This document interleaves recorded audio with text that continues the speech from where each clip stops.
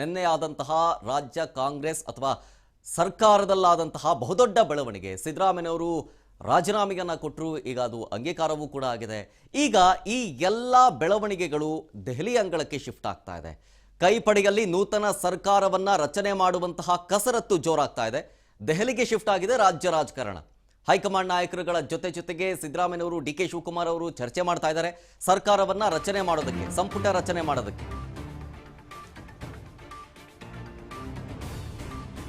ಒಂದು ಹಂತದ ಕ್ಲೈಮ್ಯಾಕ್ಸ್ ಮುಗಿತು. ಈಗ ಪಾರ್ಟ್ 2 ಬರೋದಕ್ಕಿದೆ.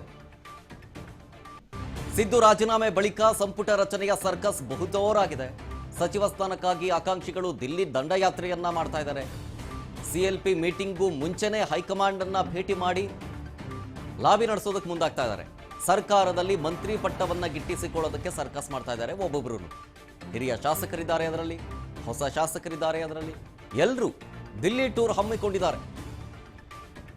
ಸಿಎಲ್ಪಿ ಮೀಟಿಂಗ್ ಆಗೋದಕ್ಕೂ ಮುಂಚೆ ಒಂದು ರೌಂಡ್ ಹೈಕಮಾಂಡ್ ನಾಯಕರ ಜೊತೆಗೆ ಮಾತುಕತೆ ಆಡೋಣ, ತಮ್ಮ ಸೇವೆ ಜೊತೆಗೆ ಪಕ್ಷವನ್ನು ಅಧಿಕಾರ ತರುವಲ್ಲಿ ತಾವು ಯಾವ ರೀತಿ ಶ್ರಮಿಸಿದ್ದಾರೆ, ಜನಬೆಂಬಲ ಎಲ್ಲವನ್ನೂ ಕೂಡ ವರ್ಚಸ್ಸು ಅದೆಲ್ಲವನ್ನು ಹೈಕಮಾಂಡ್ ಮುಂಭಾಗದಲ್ಲಿ ಇಟ್ಟು ಸಚಿವ ಸ್ಥಾನವನ್ನ ಕೊಡುವ ನಿಟ್ಟಿನಲ್ಲಿ ಮನವಿಯನ್ನ ಮಾಡಿಕೊಳ್ಳೋದಕ್ಕೆ ಹೊಸ ಶಾಸಕರೆಲ್ಲರೂ ಹೋಗಿದ್ದಾರೆ.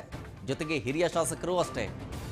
ಪಕ್ಷಕ್ಕಾಗಿ ಇಷ್ಟು ವರ್ಷ ದುಡಿದಿದ್ದೀವಿ, 3-4 ಬಾರಿ MLA ಆಗಿ ದುಡಿದಿದ್ದೀವಿ, ಹಾಗಾಗಿ ಒಂದು ಅವಕಾಶವನ್ನ ಮಾಡಿಕೊಡಬೇಕು ಅಂತ ಹೇಳಿ ಮನವಿ ಮಾಡಿಕೊಳ್ಳೋದಕ್ಕೆ ಹೈಕಮಾಂಡ್ ನಾಯಕರನ್ನ ಭೇಟಿ ಮಾಡೋದಕ್ಕೆ ಒಂದಷ್ಟು ಜನ ಶಾಸಕರು, ಹಿರಿಯ ಶಾಸಕರು ಕೂಡ ದಿಲ್ಲಿಗೆ ದೌಡಾಯಿಸಿದ್ದಾರೆ. ಇದಷ್ಟೇ ಅಲ್ಲ, ಈಗ ಸಿದ್ದರಾಮಯ್ಯನವರ ಸಂಪುಟದಲ್ಲಿದ್ದಂತಹ ಸಚಿವರುಗಳು ತಮ್ಮ ಸ್ಥಾನವನ್ನು ಉಳಿಸ್ಕೊಳ್ಳೋದಕ್ಕೂ ಕೂಡ ಲಾಬಿ ಮಾಡ್ತಾ ಇದ್ದಾರೆ.